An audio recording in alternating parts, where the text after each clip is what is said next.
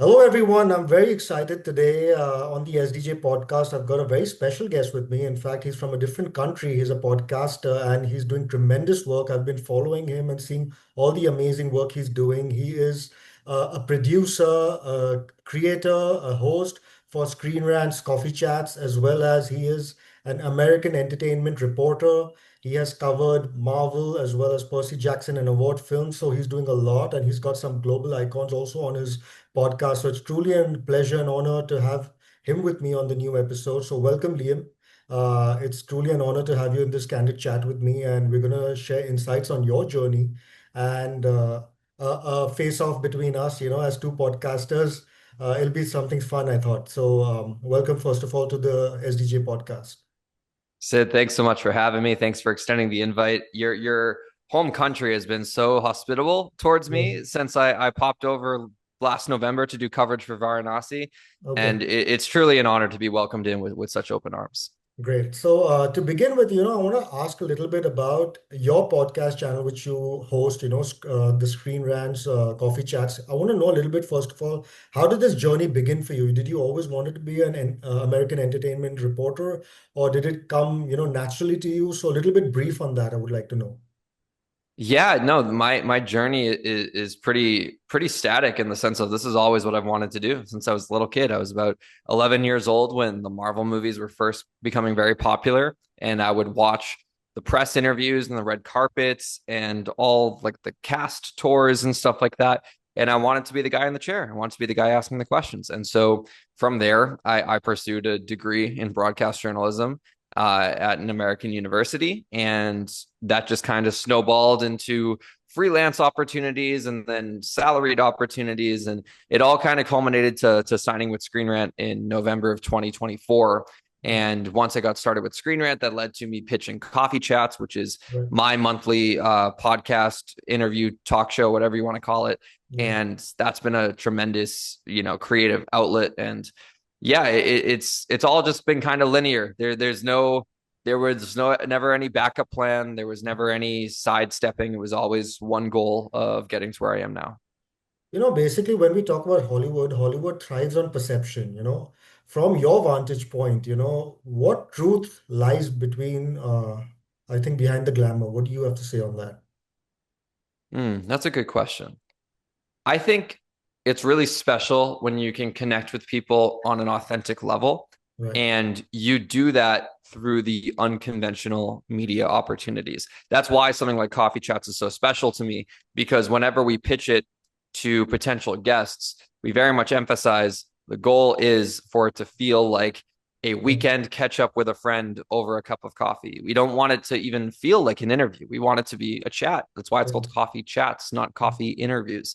Yeah. And so that is where you can get behind the glamour, so to speak, because Hollywood, entertainment, even sports, even news these days is a very dressed up industry. I've never liked that side.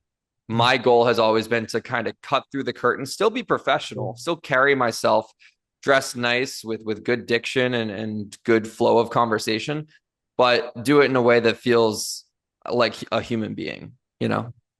Okay. And also, I want to know, like you've featured some of the global stars, which we have in this world. So I want to know what, according to you, differentiates between a star and a legend. Ooh, what a question. I don't think it's possible for a legend to be living. It's almost like you become a legend in your career. That Right. if your career is able to live on longer than you yourself, that is when you enter legend status. It's why very few people get the nickname living legend, Right. because it's like, how do those two things coincide with one another? Right. Stars to me are facey. They're box office attractions. People will go to see their films because they like the person, they like the personality, they like their charisma. But a legend is someone who it's not just about how cool they look or how they present themselves. It's about the quality of the performance. Right. And we have several talents right now who are stars, Yeah. but whether or not they become legends, the decades to come will tell. Right. And what, according to you, the misconceptions which the audience have, behind the curtains of these Hollywood global stars, what do you have to say on that? Hmm, that's a really good question because there's a lot of misconceptions. Yeah, And almost some of these misconceptions you you can't even say that they're misconceptions because the only way you're going to know that they're a misconception is if you work in the industry. Like when I tell someone that, oh, this celebrity was so nice to me, that doesn't mean anything to them because they would expect them to be a nice human being. yeah, But there's a difference between being nice for the sake of upholding your reputation and being nice for the sake of just being a genuine good human being. okay, I guess I will say this to answer that question. One of the biggest misconceptions I feel that people have is that they overlooked that Hollywood, filmmaking, anything in entertainment, it is a business at the yeah, end of the day. yeah, These things have to make money. That's yeah, why I have friends back home in my home state of Massachusetts within America mhm, that they jokingly will always be like, "Oh, I'm not going to see that movie. I'm going to go pirate it," and that really offends me because I'm like, I work in this business, and when you elect to pirate something as opposed to buy a ticket, yeah, which and tickets are not expensive, yeah, $10 to $12 at some theaters in New York. Sometimes it's like 25. Either way, I try to hammer home like I know you see the glitz and glam and think that everyone in this business is set for life. That is completely not true. There are yeah, thousands of people. Only the 0.1% are of Hollywood are making generational money on one project. The producers, the editors, the set designers, all these people rely on box office dollar to pay their bills, to feed their families. right, And I think that there's this misconception that people have that, yeah, it's just everyone is super well off and, you can make good money, but if the money's not consistent, that's the other thing too. You could have one box office hit, but if you don't get work for the next 2 years, how are you going to pay your mortgage? How are you going to pay your rent? right, So yeah, go to the theaters, spend your money on, right, on a ticket. If you like a movie, go support it the way right. you should support it. Don't be stealing. Right. And have you, on a personal level, chosen integrity over virality? And if yes, then what did that teach you? Ooh, that's a really good question. That is in today's media landscape, Yeah, that is something that everyone wrestles with on a daily basis right. because our attention spans are so short. So Mm, it's so easy to lean into virality. I will say that in my interviews, I definitely try to get both. I will never sacrifice one interview for the sake of having a viral moment, but I also won't spend the whole interview just asking in-depth questions. I'll try to have a balance of both. Something that's gonna satisfy the cinephile fans, the fans who mm, want to know the in-depth yeah, processes that happen with these actors, while also having fun. And also virality, it gets a bad rep.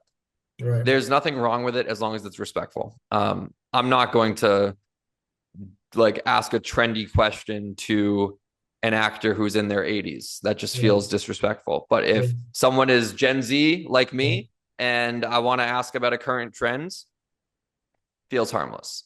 right. And tell me something, in the superhero universe, you think they're actually creatively fatigued, or you think they're simply misunderstood? Ooh, I think there is fatigue. Okay, I think that there is superhero fatigue from audiences. I know someone said recently that it's not superhero fatigue, it's bad movie fatigue. right, I kind of disagree just because you can make a good film, but if those themes have been recycled for the past 10, 15 years, it doesn't matter how good it is, it's not going to feel original because right, some of the tropes we've just seen over and over again. right, I I think the future of superhero movies will be pretty clearly told this year with both Supergirl, which comes out in the summer, and then Avengers Doomsday. Both mhm, those films have a lot working against them. yeah, Supergirl needs to be a hit. Superman did decently last year, but Warner Brothers is in that place of whether or not they're going to sell to Paramount or Netflix.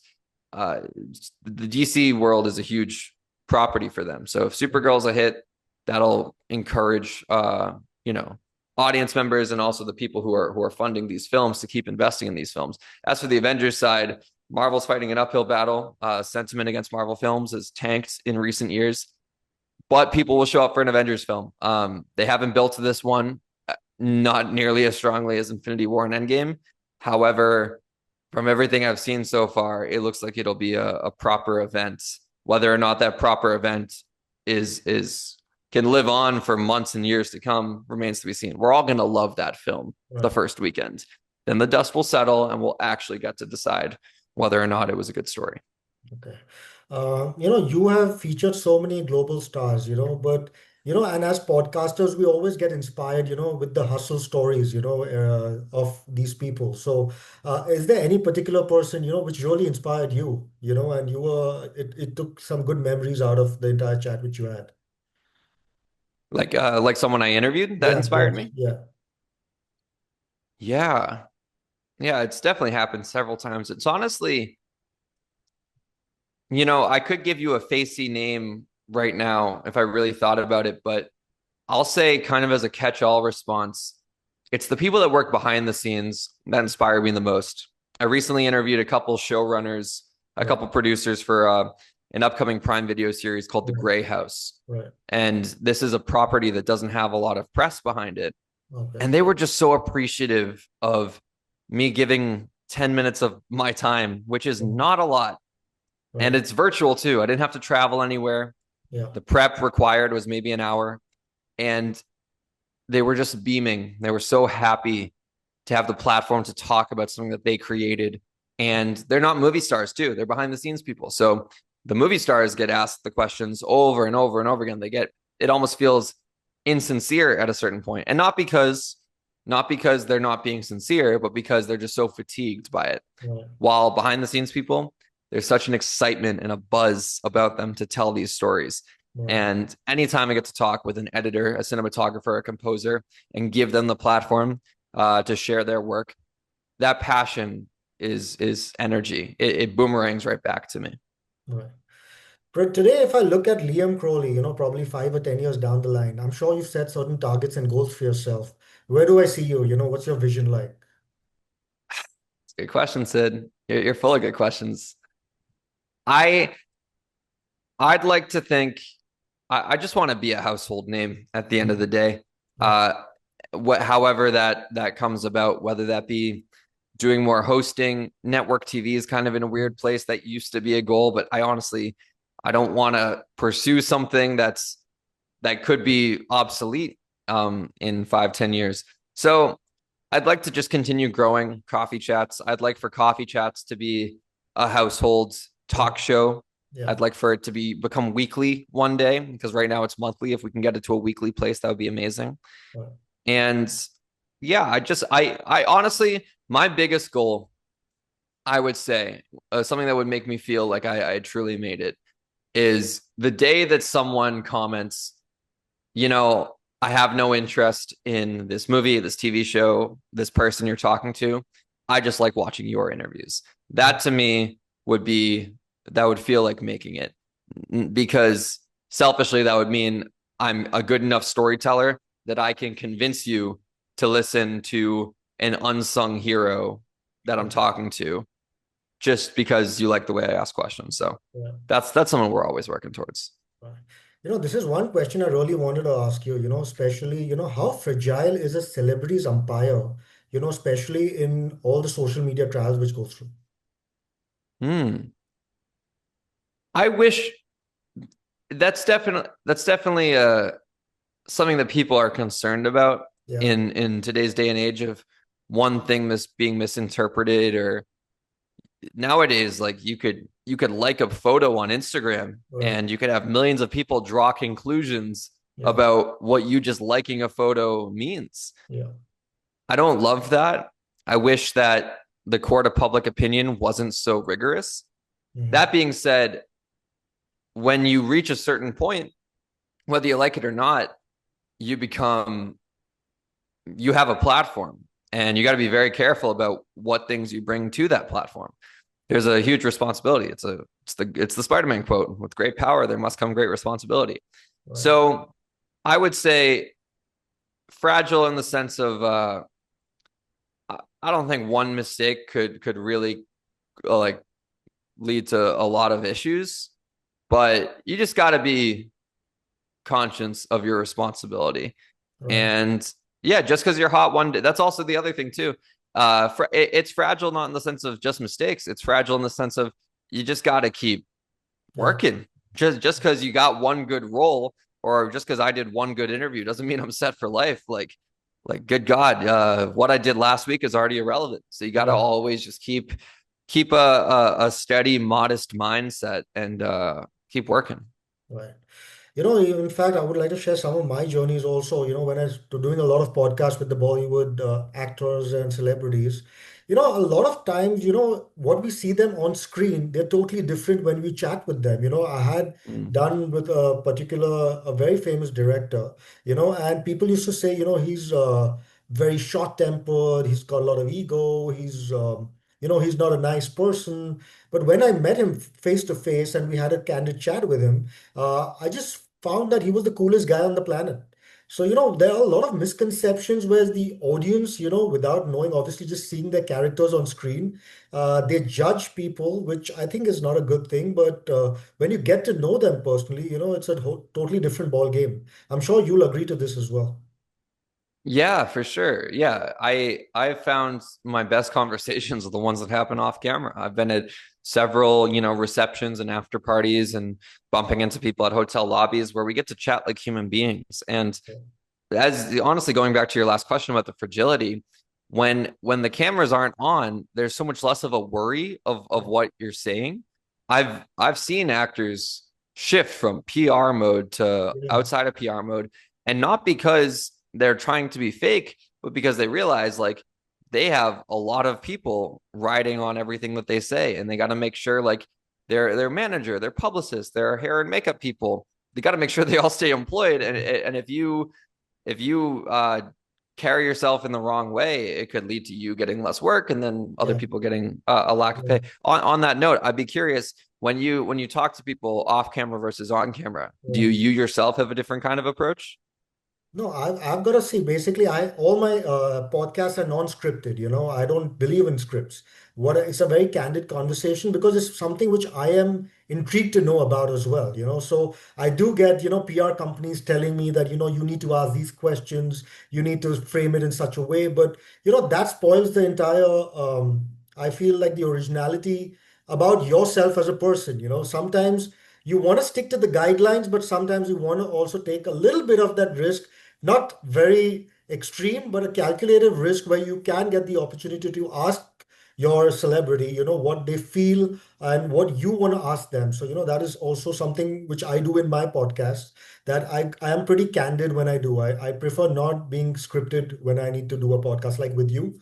I'm doing one, it's just like all my questions coming automatically on me and, asking you so freely like two friends chatting or two podcasters chatting. So it's more like that feeling for me. Yeah. How long have you been doing this? It's been about a year and a half, and I've done about 125 podcasts already, which is streaming on YouTube, Spotify, and Apple Podcast. And Wow. and I'm also putting the reels out on my Instagram channel. I'm also a motivational and a TEDx speaker, and I'm also an author. I've written 3 books on motivation. So it's something which I love doing. Writing has always been a passion. So yeah, so this has been a little bit about my journey, and of course my entrepreneurial journey is something else. So I'm into the aviation industry. So I'm one of the largest importers of aircraft and aircraft spares. In fact, I import a lot from Wichita, Kansas, and I supply to all the government and flying schools and charter companies in India. Wow. Jeez, you're checking a lot of boxes here, I Mm. said. Yeah, so it's something, and I've been always the kind of person who likes being busy. I don't like, even if I get that 1 minute spare time, I want to do something. My mind is constantly working, it's never still.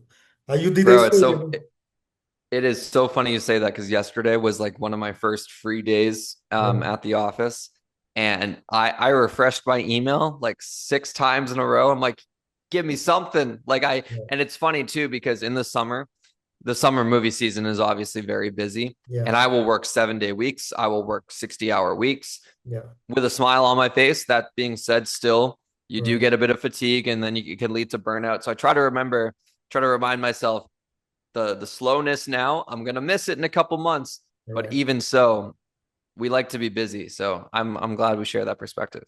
Great. That brings me to a fun segment. I'm going to call this the SDJ rapid fire round. These are going to be quick questions, from my side to ask you to know you more personally. So to begin with, my first one would be, um, what is that one genre of music, probably if you're having a stressful day, you're not in the mood to shoot. What is that one genre of music which really cools you down? Pop punk. Do you know what pop punk is? Yeah. Yeah, Okay. it's my go-to. All right. What is the favorite holiday destination which you go to unwind? Ooh, Ireland. It's where my family's from. I haven't been in 6 years now, but every time I go back to Ireland, I call it home. I wasn't born there, but my father was. Every Right. time I go back, the pace of life slows down and you get to just kind of breathe a bit, turn off the phone, and just enjoy the countryside. Okay. According to you, which is the most overhyped franchise right now? Oh, geez. I'm not going to I get you don't in know if I trouble. want to Don't say worry. I'm one. not going to get you in trouble. You can name it if you want. There's a couple and I'll keep them to myself. Okay. Superhero figure, is it a myth or reality? Mm. What do you mean by that?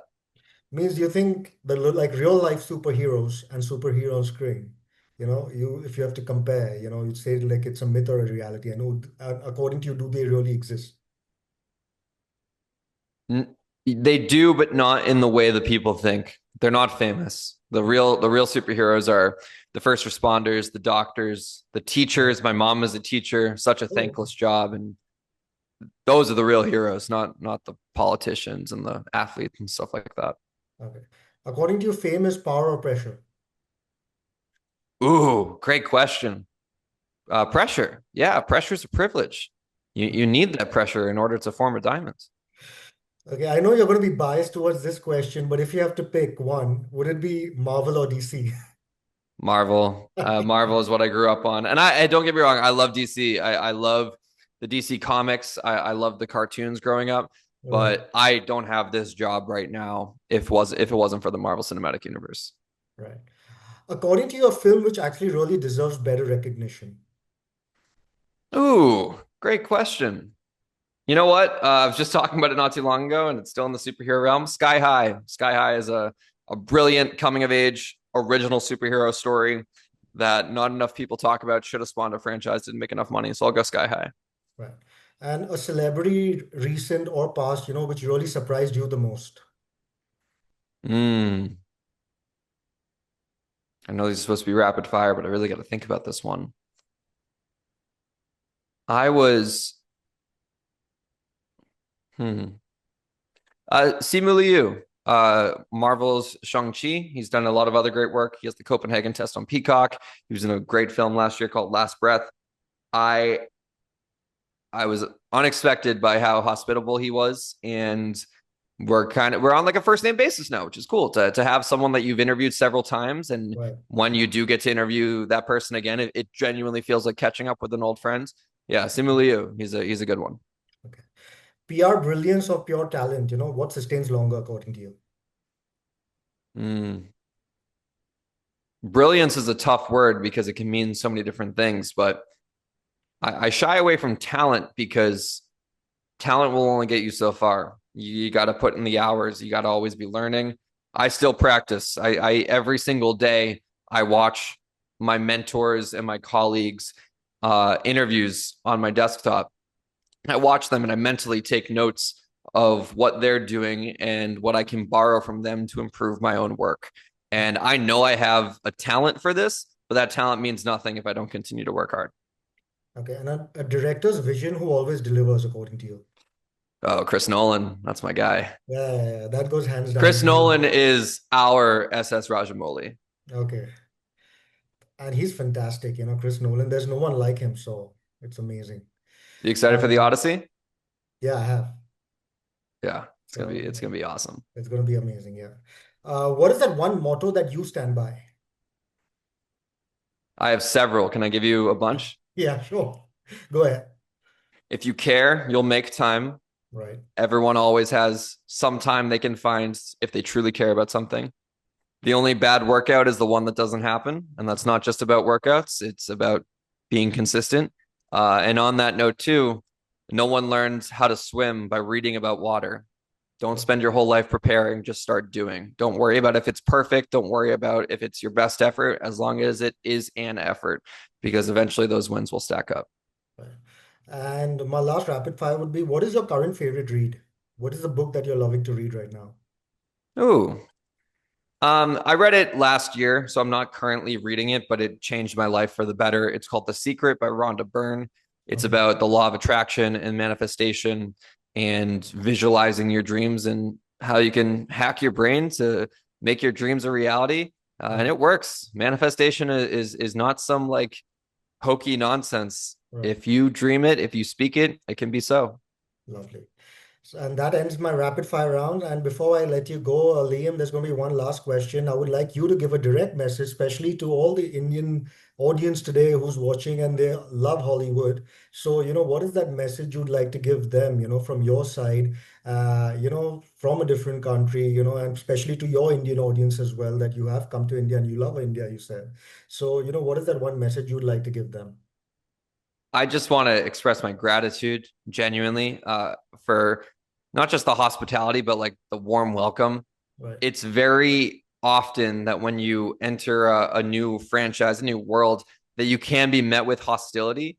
And I was shocked at how excited people were to recommend me Mahesh Babu films, to recommend me Priyanka Chopra films, to recommend me S.S. Rajamouli films, to educate me on the three different pillars of Indian cinema. Because it's not just Bollywood. We have Telugu as well, which is what Right. Varanasi is specifically. I hope that over this next year and years to come, because right now my only connection to Indian cinema is Varanasi. I don't want that to be my only connection. I Right. want to continue to cover these films with an American perspective Yeah. and educate my American audience on the greatness and purity that Indian cinema is. And I Right. hope in reverse too, because Yeah. I still cover my Right. American projects. Right. Now that I have a little bit of an Indian audience as well, that Screen Rant has a bit of an Indian audience as well. I hope that you can see the projects I'm covering that might not be as heavily marketed in India. Obviously, you guys know about Avengers and the Odyssey, Yeah. but Yeah. there's a bunch of great smaller indie films made with a much smaller budget with much smaller casts. Right. And I hope the spotlight I'm able to put on them is enough to get other people to watch it. I hope that we can just continue to celebrate cinema. I guess that's my one big summary. I know it's a bit of a long monologue here, Sid, but cinema is a global language. It brings people together. Literally, we pack these theaters at that Varanasi trailer event. 50,000 people gathered outside celebrating one batch of 3-minute footage.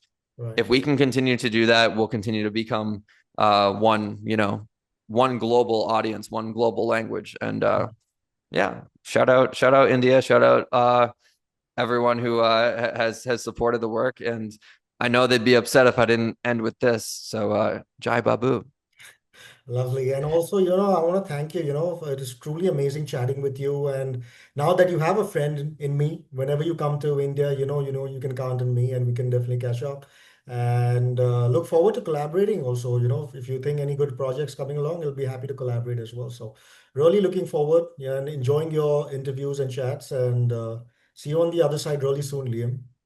And thank Thank you you very once much, again to do Sid. this. Thank you once again.